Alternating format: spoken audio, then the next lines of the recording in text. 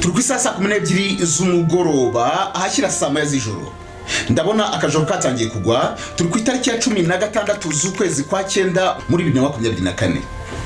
Ndi ku Ruyenzi mu karere ka Kamonyi mu nzu ya etage ifite ibyumba bitatu hasi n'ibindi bibiri hejuru. Hejuru hari icyumba kimwe kitemerewe kugeramo umuntu wari we wese, kijyamyemo umuntu w'umugabo witwa Murungi Sabin. Uyu mugabo ku itariki ya 29 z'ukwezi kwa 9 muri 2017 yinje ku rubuga rwa YouTube afungura chaîne ayita bose babireba. Uyu mugabo wavuzweho kuba chaîne yarasabye gutetsa bw'u Rwanda ndetse bakavuga ko icyo gihe ngo yaragiye guhungira muri Uganda ariko akaza kwigira inama yo kuyihinduramo video. Uyu munsi akaba ari mu bibazo byagenze bite ngo yisange aho hantu.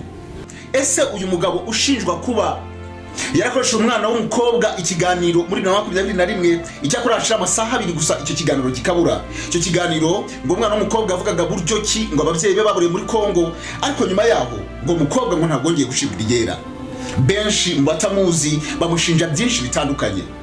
Sabe wafashije abahanzi benshi ariko nanone bikavuga ko harabo yasenye ndetse ngo n'imiryango myinshi yabarasenye.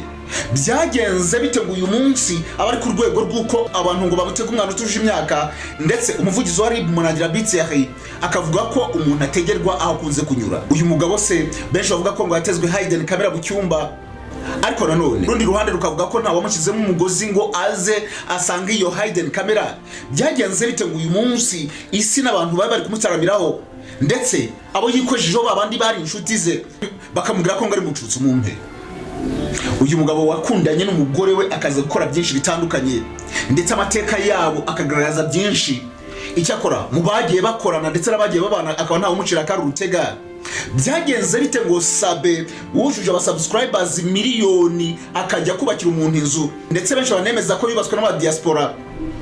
Byagenze bite ngo uyu mugabo wanagiye ashwana n'abantu benshi muri media abamukoreye ngo akaba hindica ntikize akaba ari wa muntu wahagaraga ku bitugu by'abandi kugira ngo azamuke? Byagenze bite ngo uyu munsi kuri IMYAKA RWANDA tuwe tumutaramanye mu mateka Akarishye? Murungi Sabin udafite imyaka myinshi cyane ndetse benshi bagiye banibaza impamvu adakunze kugaragara kuri kamera. Uyu munsi akaba yaratinye kujya mu nzego z'ubutabera kugira ngo arege abo yita ko basereje izina rye.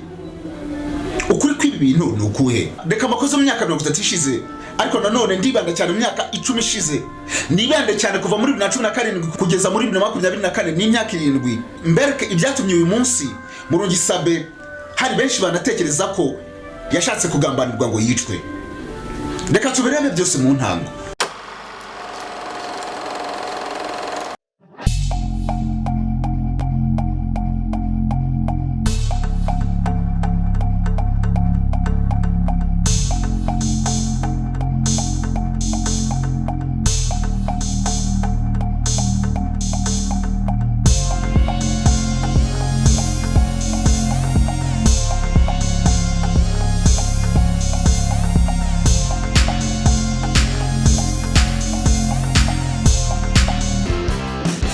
King 1, King 2, King 2, King 1.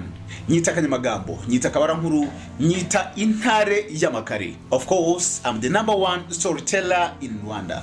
Uyu munsi muri emission y'uyu munsi nararangaje amaso mbona ndivuze kubabwira ku muntu witwa Murungi Sabin. Uyu munsi umaze igihe kingana n'icyumweru n'igice cyangwa se ibyumweru 2 ataramweho ku mbuga nkoranyambaga. Uyu mugabo udakunze no kugaragara henshi, ariwe ushobora gushaka amafoto ye ku rubuga rwa YouTube cyangwa se ku rubuga rwa Google ukayabura. Benshi bibaza impamvu uyu munsi akomeje kuvugwa ariko bikagira kuri iyi saa turi kuvugana nta kanunu kukuri.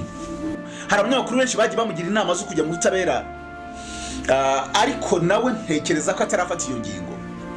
N'umugabo utuye ku Ruyenzi mu nzu yubatse yavuye mu byuya bye ya etage nziza cyane, ariko nanone benshi bavuga ko yazamutse akubaka iyo etage ariko ahagaze ku bitugu by'abandi.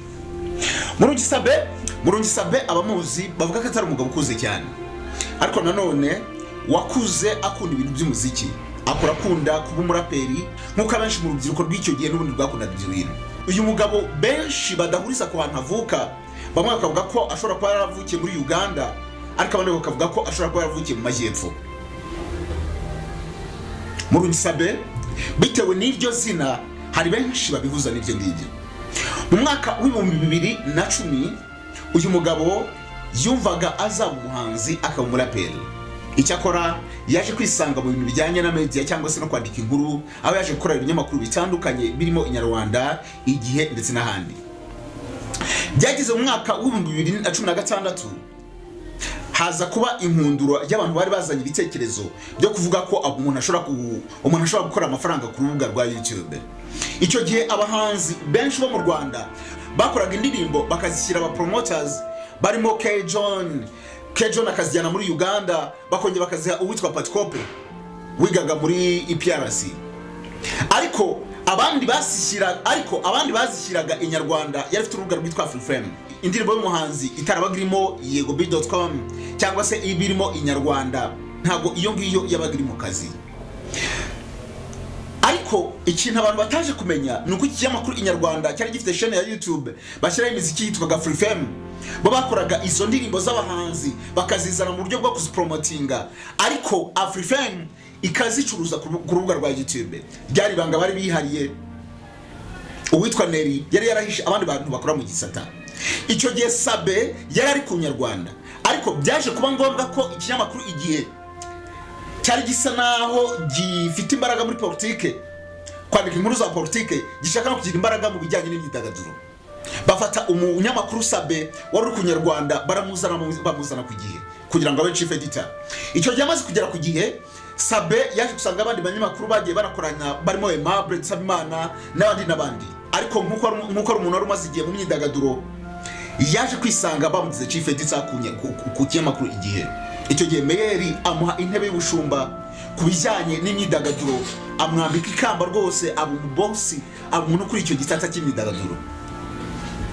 Ariko uyu mugabo akiri ku Nyarwanda, hari abahanzi yagiye yandika inkuru wavuga ngo ni za breaking, ndetse byavuzwe ko ari umuntu wabaga akoresha, ndetse byavuzwe ko yakoraga mu buryo bumwe nka paparazzi, agatega abantu kamera cyangwa se mikro, abantu bakaza kwisanga bavuza mu banga yabo, Saba akaza kuyashyira hanze mu kinyamakuru.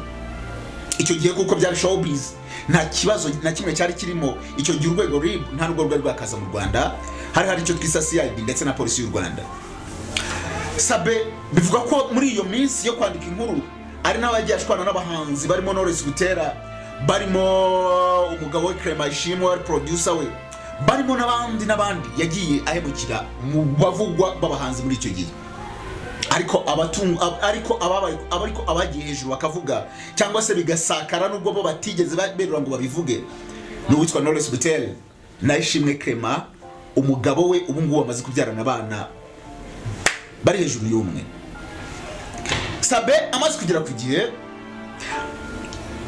nubundi yarazi ayo makuru yuko Inyarwanda bacuruza kuri Freeframe, ariko nta makuru menshi abifiteho. Hari abasore bakoraga ku Gihe ariko bakora mu gisata cya politics, bajya kuri tele, cyane ko Igihe abantu benshi ubundi wakita ko ari ikinyamakuru cya politike, nubwo ibintu byose bikora ariko kiri powerful mu nkuru za politics. Abasore rero bakoraga muri iyo angle, bamaze gukora muri iyo angle, kwa kuno umuntu abari umushabitsi ku rubuga rwa internet, baje kumenya makuru yuko YouTube iri guhemba abantu bitewe nuko bashyizeho ibiganiro n'iki. Abasore baje gushinga urubuga barwita Iwacu TV kuri YouTube, baratangira barabica biracika, bakazajya bakora za nkuru n'ubundi, cyane ko igihe kiba gifite ubwino, bagakora za nkuru zo mu gihe n'ubundi zicukumbuye amakuru baba yafite, bakayashyira ku rubuga rwa YouTube. Icyo gihe abana baracuruje, bajya kuri beka batwaye ibikapu byo kugira ngo babikuze. Bwari bwo bwa mbere umuntu w'umunyarwanda ukora mu itangazamakuru agiye kubikuza miliyoni cyangwa se ibihumbi 4 by'idolari. Icyo gihe amakuru ntabwo yaramenyekana, ariko Sabe nk'umuntu wakoranaga n'abo basore, amaze kumenya ko abo basore bari bafite iyo gig, nabaje kuvuga ati ibintu ndabijyamo. Bizaribyo byose, ntabwo umunyamakuru yari kubura email, yaje kwirukankira kuri YouTube, afungura urubuga nawe arwita ngo ni Bose Babireba. Kuko we nubundi yakuza ari umuntu udakunda kugaragara cyane, yaje gufata gahunda yuko azana abantu bakazajya bari codinga inkuru nka za zindi babana bo kuri Iwacu bari codingaga, cyane ko abanyamakuru icyo gihe bishakishaga, yavugaga ngo umuntu wambaye nabi yari umunyamakuru. nicyo gihe abantu bagiye babita ngo ni imihirimbiri, nicyo gihe Jay Polly ngira ngo hari yaciye iminsi abise ngo ni amadebe, ibintu nk'ibyo ngibyo. Sabe nawe yaragiye muri angle yo kuvuga ngo reka dukore za nkuru izo ngizo ziwacu kugira ngo nanjye zicuruze. Inkuru ziragiye zirazamutse ari nabwo ba K John n'abandi binjiraga muri ibyo bintu. Haje kuba umunsi umwe polisi y'u Rwanda ihamagara umuntu witwa K John. Iramubwira ati tuzi ko ari we blogger, ari we muntu ukoresha imbuga cyane, ari we promoter, izi nkuru zose cyangwa se izi YouTube zose ni izawe. K John yaje kubihakana avuga ko harimo zimwe z'abandi, yerekana ize nkuko arazifite we yashyiraga ibintu by'urukozasoni, ariko yerekana n'izindi ko zitarize. Kuri icyo gihe ku rubuga hariho ku rubuga rwa bose babireba hariho nimero, ariko warayihamagaraga ikitabwa n'umuntu witwa Murungi Sabin. Ariko nanone wakenera umunyamakuru ntaba ari Murungi Sabin uza, yari boss ariko atari witaba tele, ariko atari gukora akazi. Iminsi yaje kwicuma, za nkuru b'abasore bakoraga bo kuri Iwacu Rwanda, za nkuru b'abasore bakoraga bo kuri Iwacu TV ziza kubingaru, zije kubingaru b'abasore byabaye ngombwa ko bata muri yombi mwaka wa 2018. Icyo gihe hari haciye amezi makeya umuntu witwa Murungi Sabin afunguye iyo chaîne, ariko nawe amafaranga ya YouTube yari yaramaze kuyarya. Bamaze kubata muri yombi bitewe n'inkuru bakoraga za politics zifite imitwe y'inkuru isa naho igumura cyangwa se iyobya rubanda. Abantu bose bafite chaîne za YouTube zikora bene izo nkuru bahise bashaka uko bahungira muri Uganda. Icyo gihe ndetse nta nubwo ibi byo guhembwa amafaranga bisanzwe kuvuga ngo ni guhemba kuri AdSense, ntabwo mu Rwanda twari turagira AdSense. Byasabaga ko abantu bakoresha AdSense yo muri Uganda bakagikora amafaranga bakayazana bakayishyira kuri beka cyangwa se ku zindi banki bakoreshaga. So Murungi Sabin ni umuntu wari umenyereye Uganda, yajyagayo aravuga ati no, ahantu dukwiye guhita tujya ni muri Uganda. Abasore baragiye bamara bagira ngo ni iminsi mikeya, ariko baza kuvuga ati ibyo byose reka dukureho ama content yose dutangire bundi bushya. Sabin niwe muntu wagize icyo gitekerezo bwa mbere mu Rwanda cyo kuvuga ngo reka ntangire ibiganiro bya YouTube byo kwicaza abatumirwa tukaganira kuri story n'iki. Ikiganiro cya mbere yagikoranye na Oda Pasi icyo gihe nibwo yararimo ari gupromoting indirimbo ye, ndetse icyo gihe yari yambaye amakoma, ari nabwo uwitwa Bamporiki Edouard yaje kumuca mu ntore. Murungi Sabin yatangira urubuga ariko benshi batarabyumva, YouTube itari yamenyekana cyane, abantu batarayumva. Umuntu waje kumpushinga ni umuntu witwa Nameless Campos yaje gufata, hari amakuru avuga ko rwa rubuga rwa Free Fame rwa Inyarwanda rwashyiragaho za ndirimbo, umuntu witwa Nameless Campos ni ibivugwa waje gufatanya n'abandi bantu bararuhakinga barukuraho. Bamaze kurukuraho babasaba ko barusubizaho ngo bakishyurwa amafaranga, ariko ari n'amakuru agenda avugwa umuntu atari yamenya neza. Icyakora nzabaza Nameless Campos n'ibyo bintu bavuga ari byo. Nameless Campos we nk'umuntu wari waratangiye ibintu byo kumenya uko online zicuruza n'ibintu nk'ibyo ngibyo, yaje gushinga urubuga rwitwa Afrimax atangirana n'umuntu witwa Fiacre Tentmaker. Yari umuntu wa sponsorizaga ayo mafaranga y'abantu bajya kuri tele ibintu nk'ibyo ngibyo. Bafata n'umuntu witwa Bakti wari usanzwe amenyeranye n'abahanzi, wari usanzwe ari umuhanzi ariko ari n'umunyamakuru wari wakoraga kuri contact, bamuha akazi ko kugira ngo azajye akora izo nkuru.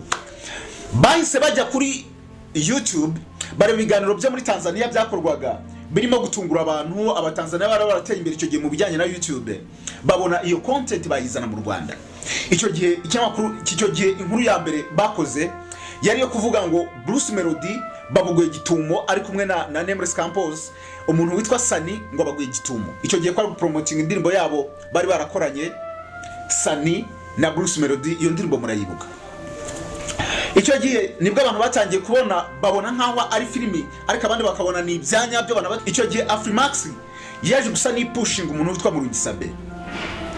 Bari bafite ibintu bya gitumo abanyarwanda batarabimenyera, ariko biza kugaragara ko YouTube irimo amafaranga. bitewe nuko bakoraga izo content abantu batangira kureba YouTube bibaze byari byo. Icyo gihe Murungi Sabin yabonaga abantu bameze nkaho bari kukompeta nawe aravuga ati ibyo byose ibintu ngomba kubikora nk'akazi akazajya noneho ya uploadinga rimwe mu minsi 2 biza kurangira ya uploadinze rimwe mu munsi umwe ndetse biza no kurangira ya uploadinze 2 mu munsi umwe.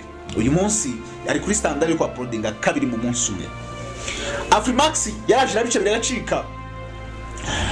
Sabin nawe arakomeza ariko akomeza muri wa murongo we. Ariko noneho biza kugera aho abantu bo muri showbiz bamwimba ibiganiro babahanzi babandi yagiye yandika nabi akiri umunyamakuru wandika atangira gahunda yo kuzajya akoresha abantu bakavuga ubuhamya. Yatangiye akora ubuhamya icyakora biza kurangira ikinyamakuru kiwe kimeze nkaho ari cy'abadamu barira. Uyu munsi niko babyita.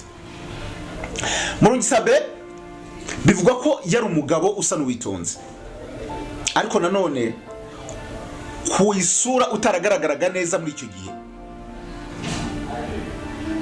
Nimvuga kutagaragara neza mwumve physical appearance. Hari igihe umuntu yumva ko isura yidacuruza cyane akavuga ati reka ngire gutya. Mu mpamvu 3 zivuga ko Murungi Sabin atigeze agaragara cyangwa se atagaragaraga cyane ku rubuga rwe cyangwa se kuri kamera ni impamvu 2. Iya mbere, muri icyo gihe n'abantu batangiraga YouTube cyangwa se abanyamakuru ba televiziyo n'ibindi nakuvuga ko abanyamakuru bari bakiri kubona biba bisaba ngo buri munsi niba ugiye mu kiganiro uhindure outfit. Icyo gihe ntabwo abantu bambika abantu bari baraza cyangwa se ngo bamubwira ngo nyambika nge ku rubuga rwa YouTube. Abantu babonaga ari social media utabura umuntu ngo uzajye unyambika ngo nanjye nkwamamarize bumva ari ibintu birangwa bimeze nk'iby'abana. So icyo ngicyo cyari challenge kuvuga ngo outfit za buri munsi zizaba zihenze. Ikindi cya kabiri, mu bantu biga telecommunication hari igihe bakubwira ngo niba abantu bakunze ijwi ryawe ntiburi kujya kuri kamera. Iyo yari yo impamvu 2 zatumye Sabin atangira atarajya kuri kamera. Nyuma yaje kubona ko ari byo sawa akomeza muri ya reni yiwe yo kuvuga ngo reka nkomeze mu muntu utagaragara kuri kamera.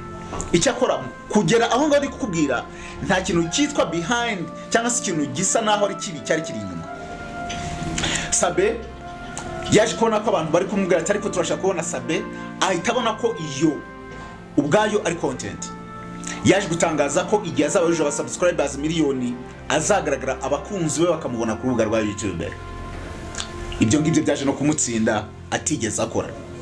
Sabin yaje gukomeza kuba ari kumwe n'abadamu azana abadamu bavugana baganira barira biza kurangira yisanze mu gikundi cyangwa se umuntu horana n'abadamu cyane. Sabin mu mwaka wa 2020 haje kuba inkuru yanditse we y'umugabo wari washyingiwe wo muri Kamonyi. Uwo mugabo agashyingirwa yambaye silipa. Abadiaspora baje guteranya amafaranga bayohereza umuntu witwa Sabin Murungi ndetse azana kujya kumukorera ubukwe ariko bivugwa ko hari amafaranga batigeze bakoresha icyo gihe ndetse yanabipfuye n'abantu. Sabin atangira kuzamuka gutyo ariko babandi yakoresheje ibiganiro abantu bakagenda bamwohereza amafaranga bamufasha bagira gute bafasha abantu. Ibyo ngibyo byari bitangiye abadiaspora none bohereza amafaranga mu Rwanda. Byaje kugera ku rwego rw'uko Murungi Sabin muri icyo gihe yari yarahisha aba subscribers. Icyakora igihe cyageze YouTube itegeka ko nta muntu uzongera guhisha aba subscribers. Niyo ubwayo yakuyeho ako option ko guhisha aba subscribers babakuyeho. Sabin byaje gusanga afite 649 kuri icyo gihe YouTube yari yemeye ko abantu bose bagaragaza aba subscribers. Sabin yaje kujya mu bibazo n'abantu benshi barimo bandimbati baje ibyandimbati byo murabizi. Ndimbati uyu munsi arimo no kuvuga ngo nawe ntabwo aretse ko Murungi Sabin ibyo ngibyo byamubaho. Sabin birazamuka bigenda bivuga ko ari umuntu wagendaga asenya ingo z'abantu ndetse ngagashishikariza abadamu kuva mu ngo cyangwa se kuva mu rushako mu gihe bamubwiye ko urushako rutameze neza. Abantu benshi bagiye bamugaya ku mbuga ndetse Sabin yahamagawe kenshi muri LIB ariko bagasanga rimwe na rimwe nta bigize icyaha yakoze. Irindi agasaba imbabazi, irindi agasiba inkuru, irindi akiyunga n'abantu abivugwa ko baba bamureze. Icyakora nta bagabo benshi bigize bajya kumurega ahubwo wasangaga abantu bakoze biganiro abo yavuze cyane bakunda kugaragara. Murungi Sabin mu mwaka w'ibihumbi 2022 mu mpera zishyira 23 abakobwa b'impanga bitwa Ngwino Ndebe na Mpingazima baje gufata telefone bahamagara umuntu witwa Yago wari ufite ikinyamakuru bita Yago TV show. Ndi kubyumva. Baje gufata telefone bahamagara umuntu witwa RWANDA cyangwa se benshi mwamenye nka Yago ufite Yago TV show. Baramubagara mu ngo ati twebwe turabahanzi turababyinnyi dufite team yo kubyina. Umunsi wa mbere yabahostinze Sabin yari amaze kubatera ijisho. Amaze kubatera ijisho Sabin yaratangiye kumenyana n'umuntu witwa Clara cyangwa se mwamenye nk'umuntu uri ku breaking ama stories y'umuntu witwa Sabin. Yaje kumuhamagara aramubwira ngo bari abantu ko mbashaka kuri channel yanjye. Clara yaje kumubwira ati you know worry not kwera kumfite nzabazana. Ikiganiro cya mbere yagiranye nabo bari batatu. Clara we yigishaga ibintu bijyanye ngo no gucimyeyo ibintu bijyanye n'ibyo ngibyo by'abadamu azana babadamu batangira gukorana na Sabin.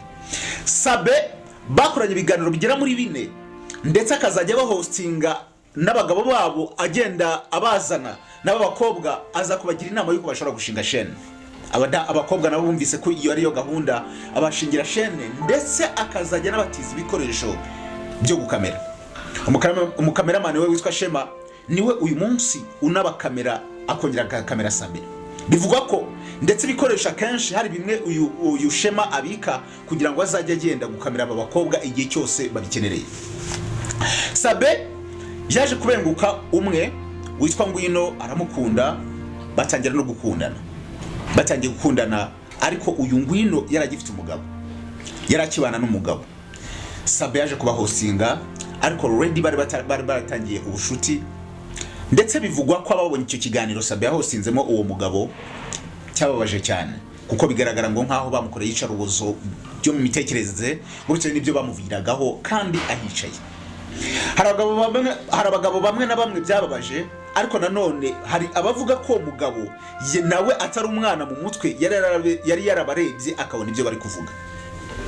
Sabin yaje gukomezanya na Ngwino ariko baza kugenda bamutega imitego back muri 2020 Sabin yaje guhostinga umwana w'umukobwa witwa Diane.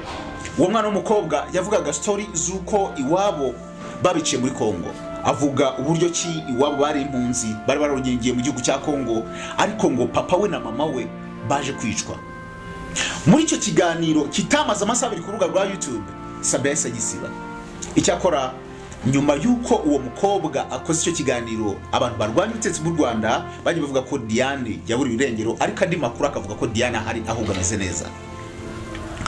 Ndetse bikavuga ko hari ibintu yavuze muri icyo kiganiro bamutegetse ko azasabira imbabazi kuko yavuze ibintu bitigeze bibaho byagaragaraga nkaho ari kwibasira abantu bamwe na bamwe. Ibyo ngibyo Sabin byamushyize mu maso y'abarwanya ubutegetsi baravuga ngo Sabin arakoreshwa. Sabin yarakomeje gukora akazi ke biza kugera muri cya gihe atangira kugira ku rwego rwo gushaka amafaranga cyane. Icyo gihe arimo yubaka inzu ya etage ku Ruyenzi ariko akeneye ko yuzura vuba. Icyo gihe afataga amafaranga abantu bamuhaye ngo ahe abantu yabaga yahostinze kugira ngo abafashe basabye gufasha akayashyira ku nzu. Byari bigeze ku rwego ashaka amafaranga ku kibi n'ikiza.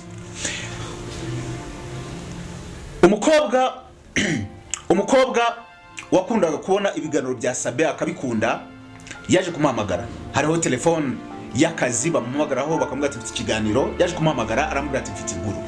Sabin yaje kujyayo baraganira amubwira inkuru amubwira ko ari Sabin amubwira ko ari umugabo witwa Ndimbati wamuteye inda ndetse akamubyaza impanga. Icyakora muri icyo gihe Ndimbati yaramufashaga ariko Sabin aramubwira ati no iyi nkuru twayicuruza ahubwo reka nzakuzane uvuge. Umudamu yabanje no kwanga. Sabin ahamagara umuntu witwa Ndimbati aramubwira ati you know what hari umuntu ufite inkuru yawe dushobora kuba twavugana iyi nkuru sinyitangaze ukampa $2.5 million. Ndimbati nawe utaruhagaze neza mu bukungu icyo gihe kandi nanone wari uzi neza ko afasha abana be yaravuze ati oya ntago nabikora. Sabin wari ubuze amafaranga Ndimbati yaravuze ati byari byo byose iyi nkuru ubwayo niba atayampaye inkuru irayampa. Sabin mu masaha ya 2:30 abantu benshi bari ku rubuga twabanagamo twaje kubona link iriho ifoto ya Ndimbati iriho n'umumama afite abana babiri. Abo bana bagaragaraga amaso ndetse benshi banamushinje ko yahohoteye uburenganzira bw'abana. Sabe amaze gutangaza icyo kiganiro yari saa 2:30 z'ijoro mu Rwanda. Ku masaha ya 3 z'igitondo umuntu witwa Ndimbati yari amazinga ibikapu agiye guhunga igihugu.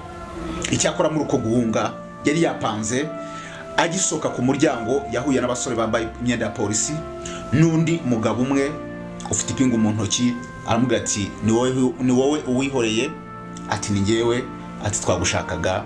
Bamushyira mu modoka pandagari baramuzamura bamujyana Nyamirambo. Ndimbati icyo gihe yaratangiye gushinjwa icyaha cyo kuryamana cyangwa se cyo gutera inda umuminere, umuntu utujuje imyaka. Urubanza rwaragiye, benshi murarwibuka. Ndimbati yisanga imageragere, icyakora biza gusanga ko umukobwa yari yujuje imyaka. Ndimbati baramurekura aragaruka. Kuva icyo gihe umubano wa Ndimbati n'umuntu witwa Sabe wahise ugenda nka nyombere, wahise urangira. Sabe muri icyo gihe yagendaga yikururira abanzi mu mpande zimwe na zimwe. Nakubwiye ko yatangiye afite abahanzi yakoragaho inkuru igihe yari umwanditsi zitari nziza.